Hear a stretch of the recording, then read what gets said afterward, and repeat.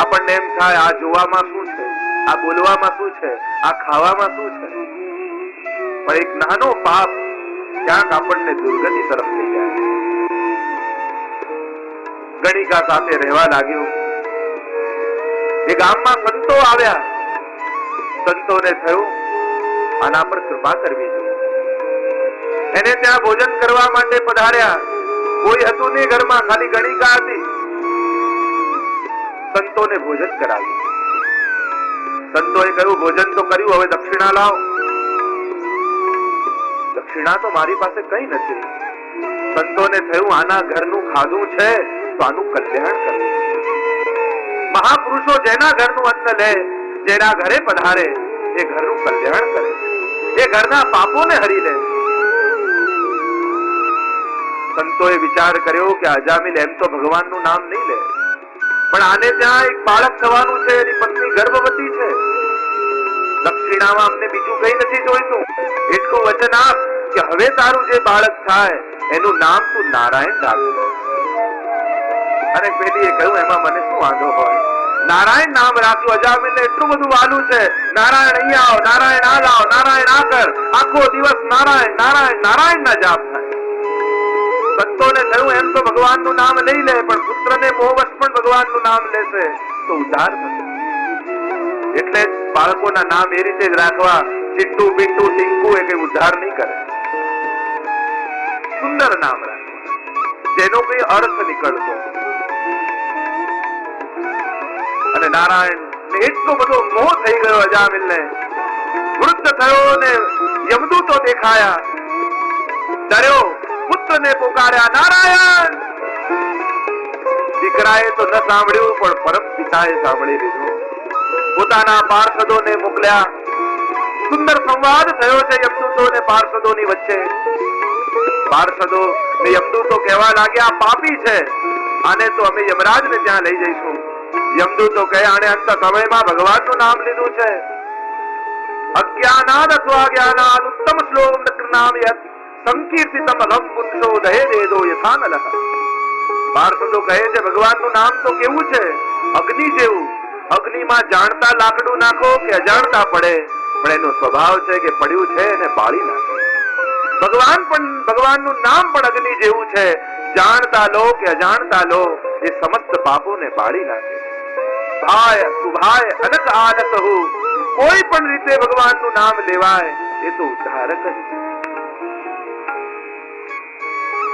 આગળ દક્ષ દ્વારા ભગવાનની સ્તુતિ, પ્રાગટ્યની કથા આવી, નારદને શ્રાપની કથા આવી, 60 દક્ષ પ્રજાપતિની કન્યાઓના વંશનું વર્ણન આવ્યું. બૃહસ્પતિ દ્વારા દેવતાઓના પદનો ત્યાગ કર્યો. વિશ્વરૂપને ગુરુપદ આપવામાં આવ્યું. નારાયણ કવચની વિદ્યા શીખી.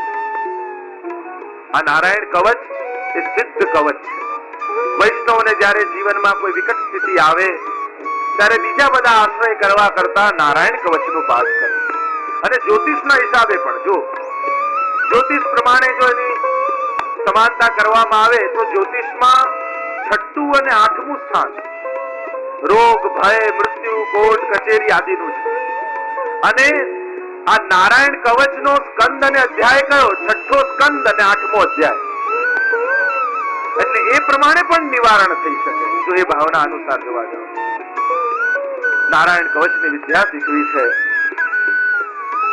વિશ્વરૂપની માં અસુર કુળની, એટલે જે કંઈ પણ યજ્ઞ ભાગ મળે છે તો થોડો અસુરને આપે છે.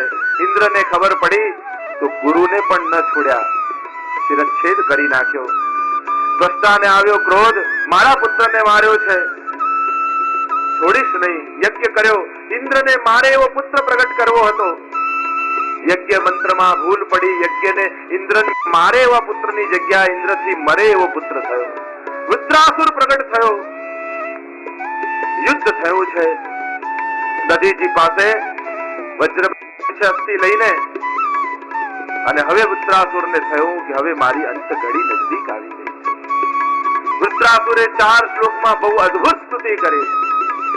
જ્યારે પણ ઠાકોરજી આગળ ઉભા રહો મંદિરમાં કે દર્શન કરતા હો ત્યારે આ 4 શ્લોકની પ્રાર્થના કરજો. ઠાકોરજી આ 4 શ્લોક બધા વૈષ્ણવને આવડવા છે.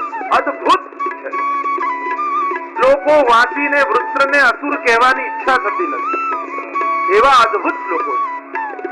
કોઈ પરમ ભગવદીએ આવી વાણી બોલી છે. ભગવાને કહ્યું, તને શું જોઈએ છે? માંગ. અને વૃત્રાસુર બોલ્યા, આપની સેવા કરે, મારી વાણી આપના જ ગુણોનું ગાન કરે. વૈષ્ણવનું ગૌરવ શેમાં છે? વૈષ્ણવના દાસના દાસ બનવામાં. દાસાનુદાસો દા ભવિતાસ્મિ ભૂય. વૈષ્ણવની ગૌરવતા વૈષ્ણવના દાસ બનવામાં. એ જ વૈષ્ણવનો ધર્મ છે. હરિ ગુરુ વૈષ્ણવની સેવા. અમારા દાસજી મહારાજ શ્રી પુરુષોત્તમલાલજી મહારાજ,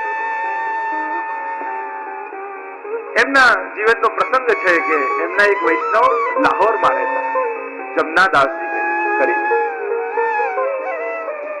તો જે પણ કોટા વિરાજતા અમારા તાજી મહારાજ, જે કોઈ વૈષ્ણવ પાકિસ્તાન જતા હોય તો બહુ વર્ષો ભાગલા પહેલાની વાત છે, તો જરૂરથી આજ્ઞા કરે કે જમનાદાસજીને જરૂર મળજો, બહુ ભગવદી વૈષ્ણવ. તો એક વૈષ્ણવ આવે આપશ્રીની પાસે અને કહ્યું કે લાહોરમાં કામથી જવાનું છે. તો આપશ્રી આજ્ઞા કરી કે અમારા સેવક જમનાદાસજી રહે છે લાહોરમાં, એમને જરૂર મળે. આ વૈષ્ણવ આવ્યા લાહોર, બધું જ કામ પોતાનું લૌકિક જે એના માટે આવ્યા હતા પૂરું થયું. એટલે ગુરુદેવની આજ્ઞા યાદ આવી, લાવો વૈષ્ણવનો સત્સંગ કરતા જઈએ. ગયા શોધતા શોધતા જમનાદાસજીને ત્યાં દરવાજો ખટખટાવ્યો અને કોઈ દરવાજો ખોલ્યો અને આમણે કહ્યું કે મને પુરુષોત્તમલાલજી મહારાજશ્રી મળવા મોકલ્યા છે અને મારે જમનાદાસજીને મળવું છે. ખૂબ વખાણ કર્યા છે ગુરુદેવે એમના. જેને દરવાજો ખોલ્યો એને કહ્યું કે શેઠજી તો બહાર ગયા છે, હું તો એમનો નોકર છું, થોડા દિવસમાં આવી જશે. પેલા કહ્યું, ના, જો વૈષ્ણવ જમનાદાસજી ના હોય તો મારે જવું છે. અને પેલા નોકરે કહ્યું કે ના, મારા શેઠજીની તો આજ્ઞા છે, કોઈ પણ વૈષ્ણવ આવે તો એમને એકદમથી નહીં જવા દેવા, એમને રોકવા, પ્રસાદ લેવડાવવા, પછી જ જાય. અને હટાગ્ર કરીને એમને અંદર લઈ ગયા. તુરંત ભોજન સિદ્ધ કર્યું, ઠાકોરજીને દેવી પ્રસાદ લેવડાવ્યો.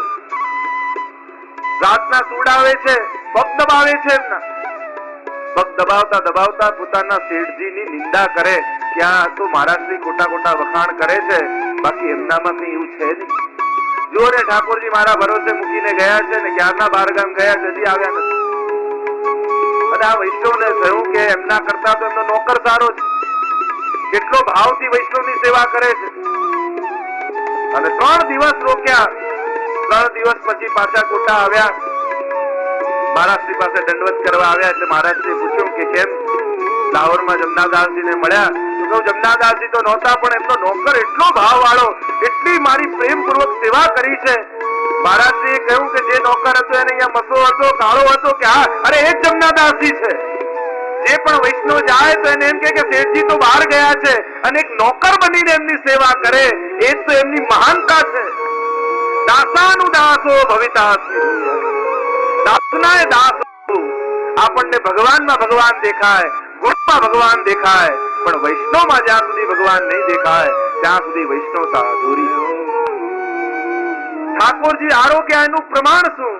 કોઈ વૈષ્ણવ આવીને આ પ્રસાદ લે આપણા ઘરે, ત્યારે માનવું કે આજે ઠાકોરજી બહુ પ્રસન્નતાથી આવે. વૃત્રાસુર પણ કહે છે દાસનો દાસ થાઉં. પ્રભુ કહે કંઈક તો માંગ. નનાક પૃષ્ઠમ ન ચ પારમેષ્ઠમ ન સાર્વભૌમમ ન રસાધિપત્યમ ન યોગ સિદ્ધિર પુનર્ભવમ વા સમંજસત્વા વિરહ્ય કામે. આપના સિવાય મારે બીજું કંઈ જોઈતું નથી. ધર્મો અર્થો હરિરેવહી. અર્થ રૂપ તો સ્વયં ઠાકોરજી છે.